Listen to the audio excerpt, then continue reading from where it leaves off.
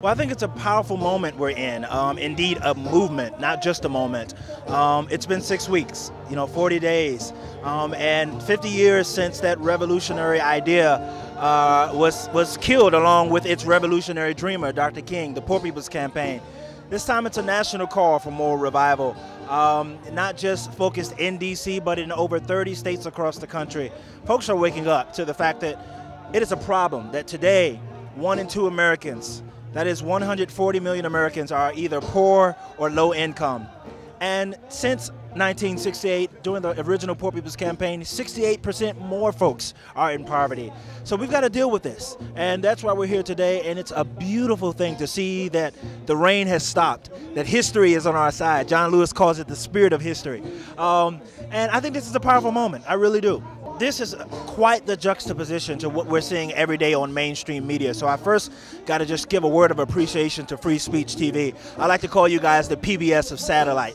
All right. So thanks for doing the job that you guys are doing. Instead of focusing on what Reverend Barber calls the Trump porn, something porn.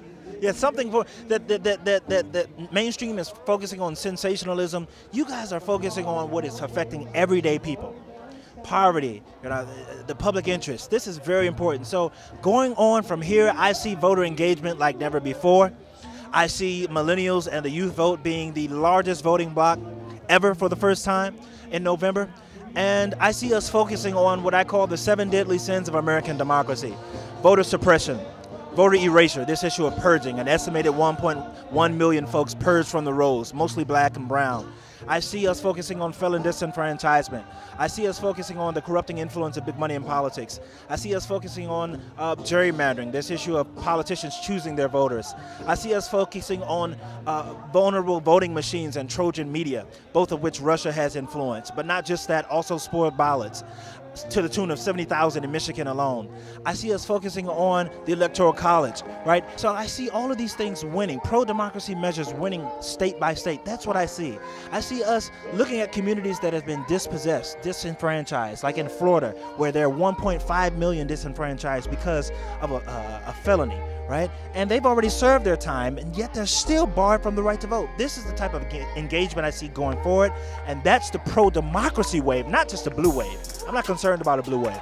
I'm concerned about a pro-democracy wave, because right now, despite the fact that we have internationally low voter turnout in the world, we have just last year alone 99 bills in over 30 states that have sought to advance voter suppression.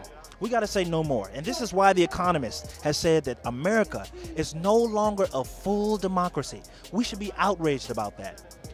I'm on the side that says no more, and that truth crushed the earth shall rise again, and the democracy for the people will actually win the public interest, will win on things like gun control, will win on things like reversing the tide of climate change, will win on things like economic inequality. If people can vote the way they should, I think we'll see a turning around in this nation. We need you guys to show up like never before. Why? Because history tells us, our forebears tell us, that no major democratic struggle in America has been won without the tool that Dr. King calls the sword that heals, nonviolent direct action. So we need you to sit at tables across this nation, dinner tables, talking about how we win back democracy, how we win automatic voter registration. And here's the thing, we're winning. We're winning. If we focus on this thing, it doesn't take everybody, but one by one. Gandhi said a small body of determined spirits can alter the course of history.